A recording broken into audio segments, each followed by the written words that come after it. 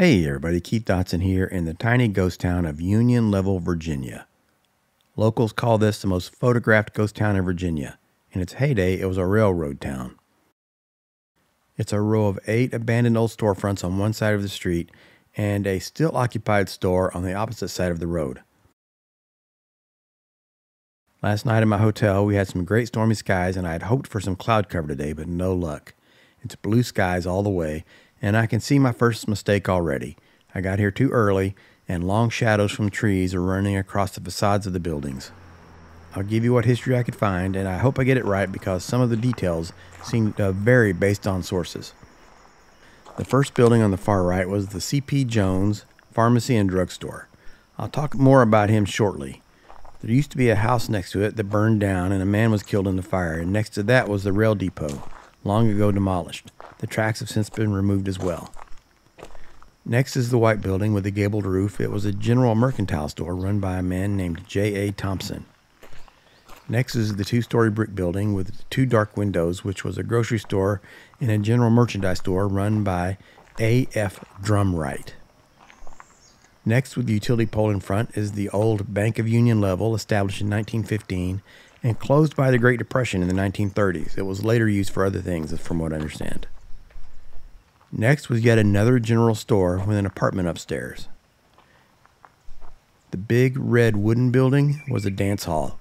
On her Facebook page, the woman behind the Old House Life website took a walk through the building with permission of the owner.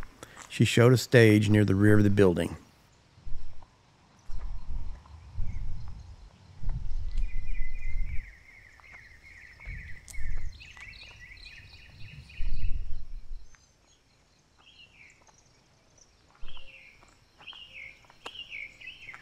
Believe it or not, this next building was also a store, and one source said it was the newest of all the downtown buildings, but I don't have a date for it. According to the 2010 census, the population of Union Level was 188 people. Other, more recent sources vary, claiming between 82 and 103 residents left in Union Level.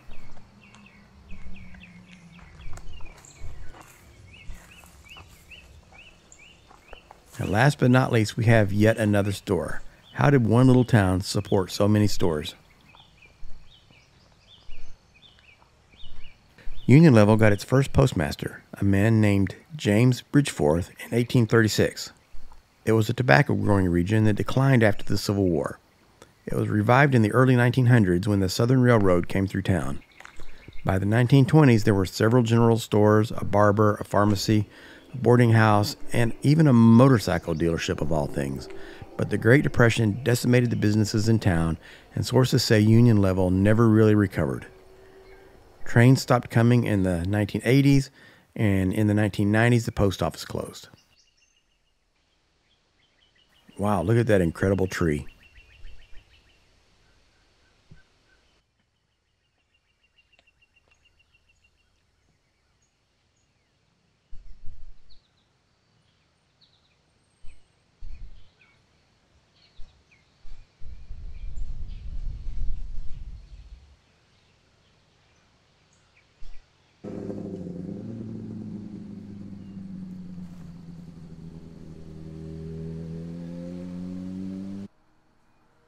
This pump was last used when gas was 36 cents a gallon. That could have been any time between 1971 and 1973, according to the official website Energy.gov.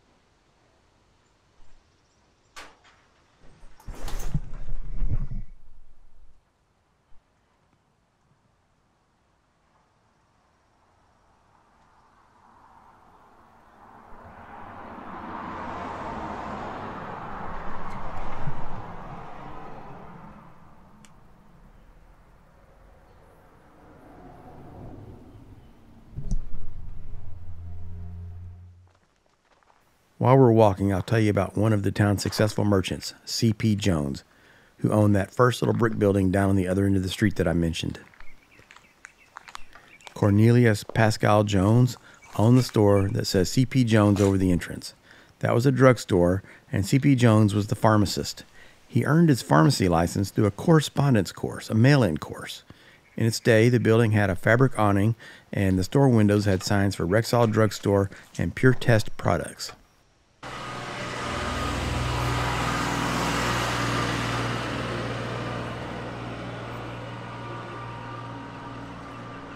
C.P. Jones was born in 1874 in Union Level. He married a woman named Elfleda Saunders in 1898. In the 1910 census, C.P. Jones, who according to one newspaper article went by the nickname Neely, that's Neely, was 35 years of age, and Elfleda was 3 years older. He was listed as a merchant. He owned his own home, and he had 2 children, a son Darrell, age 8, and a daughter Ruth, age 6. Another daughter was born later in 1913. C.P. Jones died at age 92 in 1966. We'll see his place again when we get further down the street. This is the dance hall I mentioned earlier, and it's in pretty rough shape. That awning that you see on the ground there was recently collapsed. I saw it in fairly recent videos, still intact.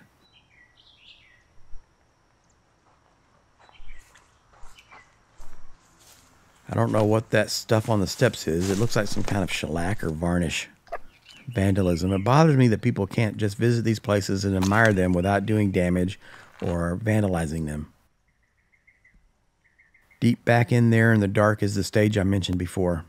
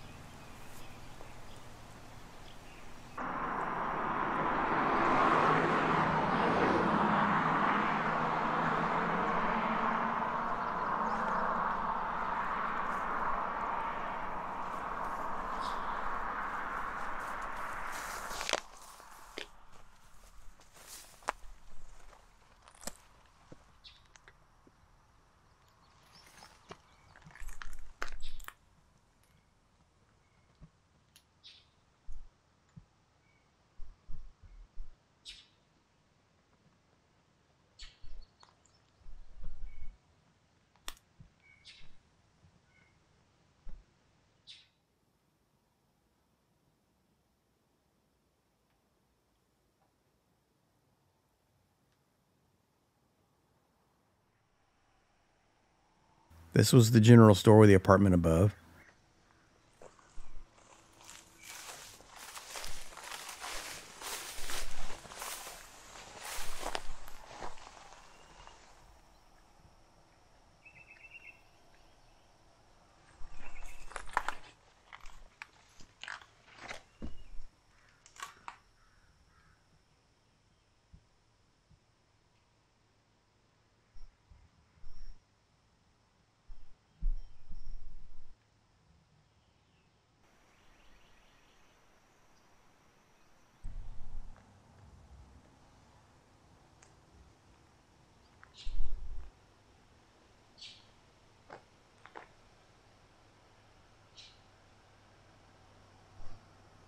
That was the old Bank of Union Level, and after the bank became insolvent, it was a store operated by Robert Williams.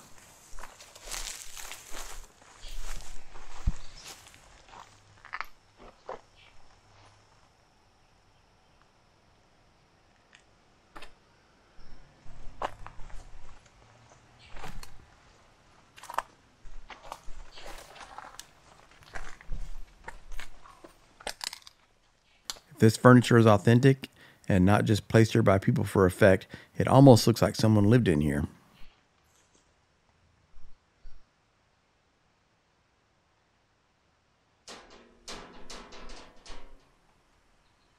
Check out that pressed metal ceiling.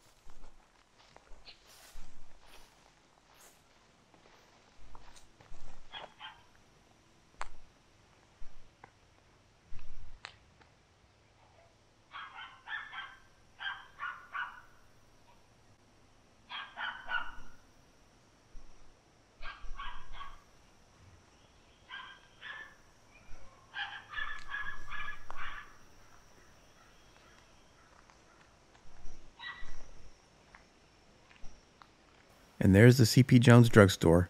I watched another video where someone looked inside the back door and the entire inside of the building is collapsed into the basement. Furniture, floorboards, all of it. All these buildings are beyond repair, and I'm afraid not long for the world.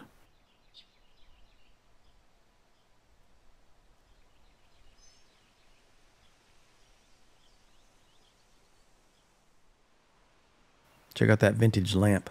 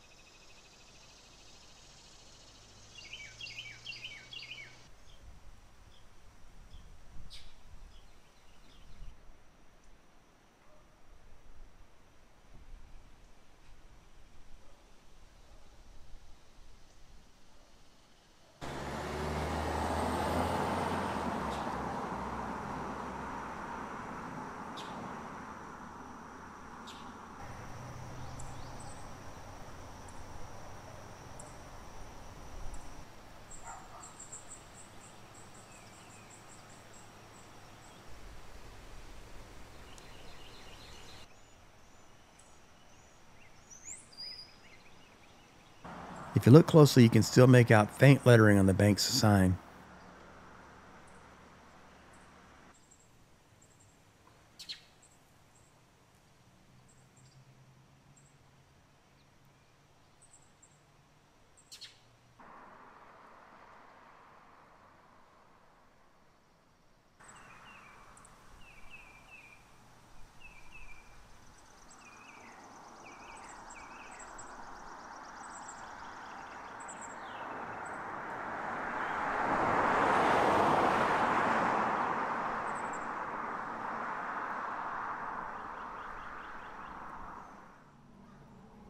Now across the street, this building has recently been used as a thrift store, but back in the day it was a country store that sold Esso brand gasoline.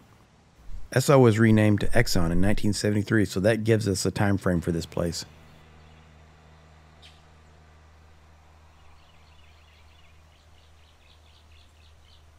You You can't see it in my footage, but there are two square Pepsi signs up high. Both have been painted over with white.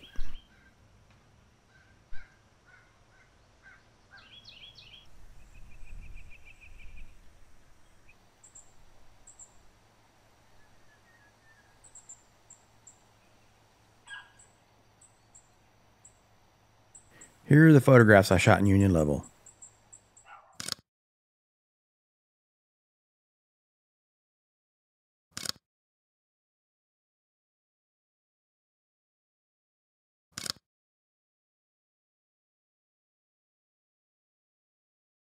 For anyone who's still watching, here is a little bit of bonus footage. If you follow the road out of Union Level for a couple of miles through the beautiful Virginia countryside, you'll find an old abandoned school building.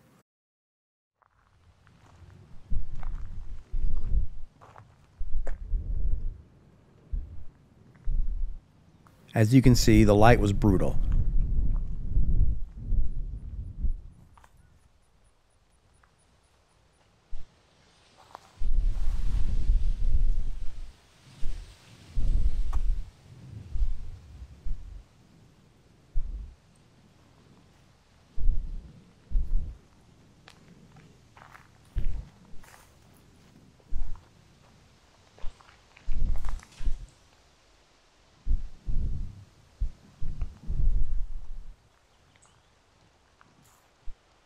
That's a brick addition. I read accounts from several of the old-timers that mentioned attending Buckhorn School. I found it by accident and pieced the story together after the fact. It's overgrown now, but in old pictures it was quite a beautiful wooden building. I saw several photos online of kids on the playground here, all smiles. Those were dated 1947. It's funny how seeing pictures of people from the past can alter your perception of these abandoned places. It's a reminder that these were places full of life. People loved this school. After this school was closed, a new Buckhorn Elementary School was built, and it itself closed in 2011 after 50 years of use. So the newer Buckhorn must have opened sometime around 1960 or 1961.